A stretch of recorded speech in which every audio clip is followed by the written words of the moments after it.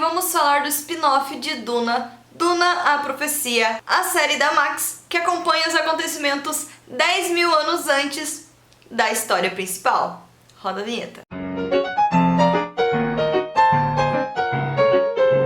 Olá pessoal, tudo bem com vocês? Eu sou a Choco e bem-vindos ao canal Pipoca. Antes de começar, deixa o like, se inscreve e me siga nas redes sociais para você ficar por dentro de tudo que acontece na cultura pop e nos bastidores aqui do canal.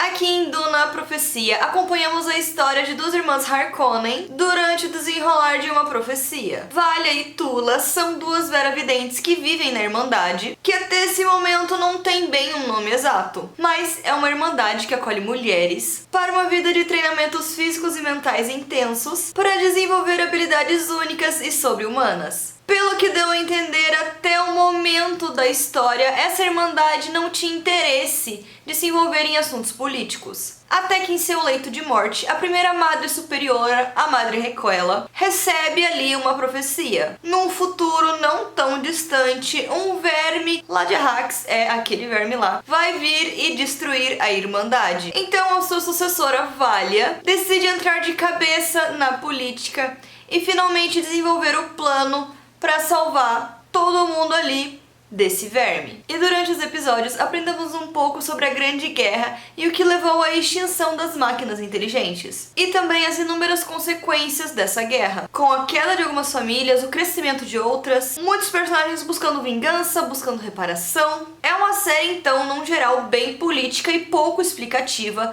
porque a organização parte do pressuposto que quem está assistindo já assistiu Duna 1 e Duna 2, então já tem ali um breve conhecimento sobre esse universo, então eles não perdem muito tempo explicando. Ali vemos que a Irmandade, na atual situação, atua tanto ajudando os rebeldes contra o atual Império, quanto ajudando o próprio Império. Para elas, isso é um sinônimo de equilíbrio entre as forças. Em meio disso, acompanhamos já desde lá atrás essa rivalidade entre a casa Atreides e Harkonnen, mostrando também algumas das várias características das famílias que posteriormente vão só evoluindo. Eu acho legal acompanhar esse crescimento das casas pra gente poder ver como é que vai se tornar ali o Harkonnen de Duna, os Atreides de Duna. É legal acompanhar aí esse desenvolvimento e ver um pouco dessa origem. E claro, algumas das motivações de muitos deles, que podemos ver novamente lá na história principal. Mas, como eu falei, é uma história que se passa 10 mil anos atrás,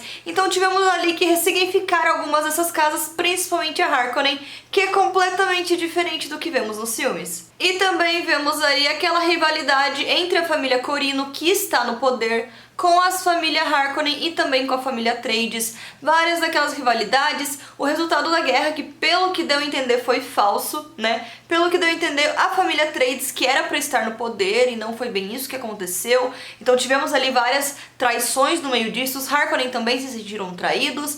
Então essas três casas ali estão já envolvidas nesse conflito de traição desde essa época. E essa traição gerou muito sentimento de mágoa e também essa crescente vontade de se vingar. Então temos ali também personagens muito vingativos. Mas aqui a história praticamente se passa na Irmandade e no Castelo do Império e algumas ceninhas ali no território dos rebeldes. E eu achei muito interessante o quanto tempo fez diferença nessa série. Eu não senti isso em A Casa do Dragão. Parece que mesmo tendo ali 300 anos de diferença, há ali uma proximidade com a história mais recente. Mas 10 mil anos, gente, o que é 10 mil anos? É muito difícil de calcular isso hoje, porque 10 mil anos mal existia a sociedade como a gente conhece hoje.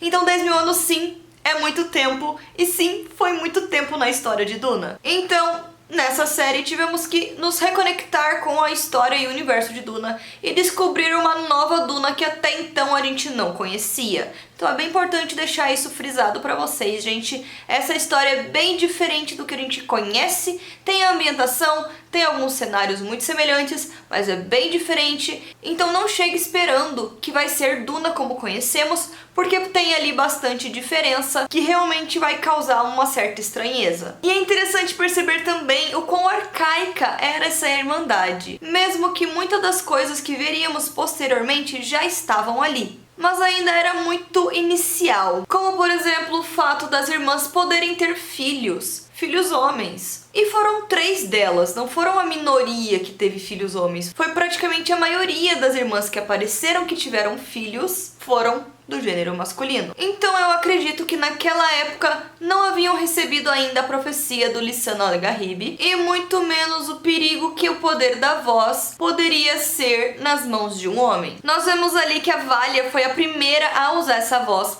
Ela já usava essa voz desde criancinha e ali ela trouxe também como um avanço da Irmandade, ensinando isso para as outras acólitas. Mas ainda não era uma habilidade muito difundida como vemos ali na saga principal com as Bene Gesserit. Então eu acho que elas ainda não viram os conflitos que essa voz pode causar e muito menos elas têm ali a habilidade de controlar a gestação. Nós sabemos que todas as Bene Gesserit são autorizadas apenas a terem filhas mulheres e elas planejam essa gestação. Organicamente elas conseguem fazer alguma coisa ali que gera apenas filhas mulheres. Então nessa época nós ainda não temos essa tecnologia. E desde ali a gente sabe que a Irmandade é acima de tudo. Então todas essas acólitas precisam se afastar da família, se distanciar deles para criar ali um novo senso de família dentro da Irmandade. Então o fato dessas irmãs terem ali filhos torna as coisas um pouco mais complexas do que precisavam ser. Então eu acho que ainda vai haver um desenvolvimento maior em relação a isso. Esse é um dos buracos, né, que vemos nessa primeira parte da história.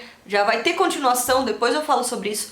Mas nessa primeira parte temos ali alguns buracos que ficam mal explicados, mas que com certeza ainda vão trazer um motivo mais pra frente. E pelo que eu entendi, é tudo muito arcaico até o Império, então não temos muitas regras específicas pra tudo.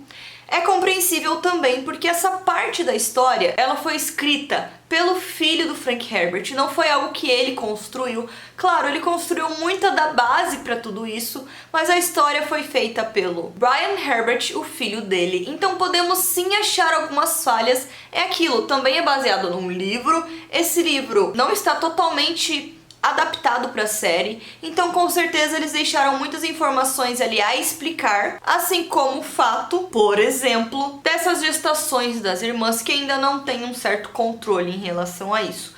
Eu achei muito legal que elas têm um tipo cérebro, que fez muito lembrar o cérebro, né, de X-Men, que elas têm ali um acesso genético a todas as pessoas que já nasceram e as pessoas que estão sendo geradas, né, eu achei legal isso porque aparece também as pessoas que já estão sendo geradas, com o histórico familiar de cada casa, e ali elas conseguem fazer um tipo de match entre as casas que resultariam num melhor acordo, tanto político quanto de desenvolvimento, né, porque temos também habilidades específicas em cada casa e como elas podem ser melhores aproveitadas. Então eu achei muito legal esse cérebro que elas têm por ali, foi muito interessante e é uma tecnologia que não vemos mais pra frente. Então assim, no final até da série acontece alguma coisa ali que eu não vou entrar muito em detalhes, mas são ainda tecnologias resquício das máquinas inteligentes. É uma máquina inteligente que está escondida, inclusive, porque as máquinas foram proibidas. Então temos ali bastante resquício dessas máquinas inteligentes que ainda sobraram. São 10 mil anos antes, gente, e ainda é recente a guerra que acabou com as máquinas inteligentes. Lembrando que a Amazon é o melhor lugar para fazer compras na internet. Com o meu link, você patrocina o canal sem gastar nada. Então vá lá, compre com os melhores preços e opções de frete grátis e patrocine o canal. Em Duna nós vemos um aspecto bem arcaico, com muito pouca tecnologia, principalmente na parte ali de computação, né, que seria inteligência artificial, né? Frank Herbert lá nos anos 60 já falava de inteligência artificial e já falava que ela dominaria o mundo, né? Curioso, não é mesmo? Então aqui temos aí a queda dessas máquinas inteligentes e da inteligência artificial. Então ainda temos alguns resquícios, temos contrabando e coisas ali relacionadas ao que sobrou dessas máquinas inteligentes. E esse tal cérebro, né, da Irmandade, funciona da mesma forma. E isso que eu achei muito legal, porque a série se assemelha demais a Star Wars. Eu sei que Star Wars foi posterior, né, fato, mas me fez muito lembrar as séries spin-offs de Star Wars que a gente vê lá na Disney Plus. Tanto na ambientação quanto nas naves, um pouco da vestimenta, me fez muito lembrar. E eu gosto muito de ver o universo de Duna e ficar pensando o quão ela foi inspiração para tantas outras séries de ficção científica por aí e o quão inovadora ela foi pra época dela. Então assim, eu descobri Duna depois. Eu acho muito legal acreditar que ela foi ali um pontapé inicial e o que incrível surgiu depois de tudo isso. Então sim, eu achei que essa série me fez muito lembrar as séries Star Wars da Disney Plus. Então eu senti um quentinho assim no coração, uma aproximação muito gostosa. E nesse atual momento da sociedade, a especiaria já é algo raro, já é algo também de contrabando e já é algo ali não muito bem estudado, mas ao mesmo tempo uma descoberta ali muito grandiosa que tem já um controle político em relação a ela, mas não no nível que temos hoje em Duna, né, na história atual. Eu confesso que queria ter visto mais da origem da Irmandade, principalmente como que a Madre Requella fundou tudo aquilo. Eu queria ter visto menos política e mais essa parte da Irmandade mesmo, mas tivemos muitos aspectos políticos, compreensível, porque a história de Duna é política, mas eu queria ter visto mais ali das aulas delas, dos treinamentos, das consequências de algumas ações, de regras que elas têm por ali, dos próprios conflitos morais que às vezes elas desenvolvem durante o processo.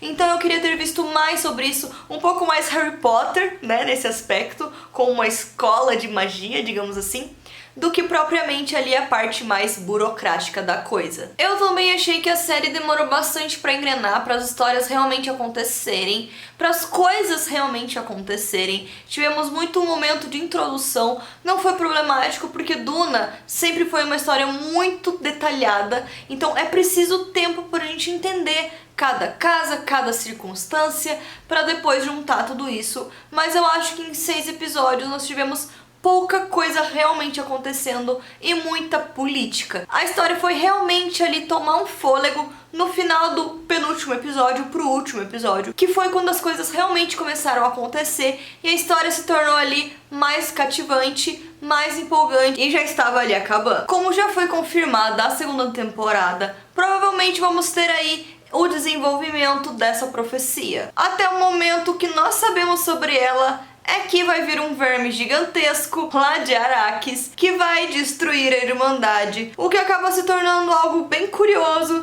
se lembrarmos que o Desmond Hart, um personagem aí misterioso, bem relevante na história, veio lá de Arrakis. Então, será que é ele que vai trazer a queda da Irmandade? Essa é uma teoria que foi abordada durante toda a série, mas não podemos ter muita certeza. Mas também sabemos que 10 mil anos depois, essa Irmandade está em todos os lugares e ao mesmo tempo de uma forma descomunal. Então, cair totalmente elas não vão. Pode ser que lá no final dessa história a profecia realmente faça algum estrago, mas se sobrar uma irmã, com certeza elas vão se reerguer. A gente já sabe que elas vão se reerguer, mas vamos supor aí, se chegasse no fim do poço, ainda haveria esperança. Então é isso, pessoal, eu gostei bastante da série, apesar de ser bem diferente da história principal que a gente acompanha. Eu gostei bastante, foi bem legal, foi bem interessante descobrir um pouco sobre esse passado, que a gente não sabe muita informação e que também não é abordado na história do Paul Atreides. Então eu gostei bastante de acompanhar aí essa jornada, que também aí é um assunto não muito comentado, não muito abordado nas histórias. Então assim, foi bem legal ver mais sobre isso. Mas já adianto que é bem diferente do que vemos nos filmes, mesmo tendo ali muitos recursos que fazem lembrar, que remetem à história de Duna, a Arrakis. A gente não tem nenhuma cena em Arrakis propriamente dita, a gente vê muito mais Império, o território da Irmandade, então é bem diferente do que estamos acostumados, mas ainda tem ali o espírito de Duna, então pra quem gosta, vale muito a pena. Então é isso, eu já estou aguardando a segunda temporada, e se você também gosta desse universo, já curte, comenta, compartilha, porque eu vou trazer bastante conteúdo sobre isso ainda por aqui, e você não pode ficar de fora. E ficamos por aqui, semana que vem tem mais. Se não aguentar ficar longe, me siga nas redes sociais que por lá eu estou conectado o tempo todo com vocês. Temos live de vez em quando aqui, de vez em quando lá na roxinha. Eu vou estar sempre avisando sobre elas nas minhas redes, então é importante que vocês me sigam por lá. Então é isso, pessoal, eu vou ficando por aqui. Eu sou a Choco, este é o canal Poca e tchau!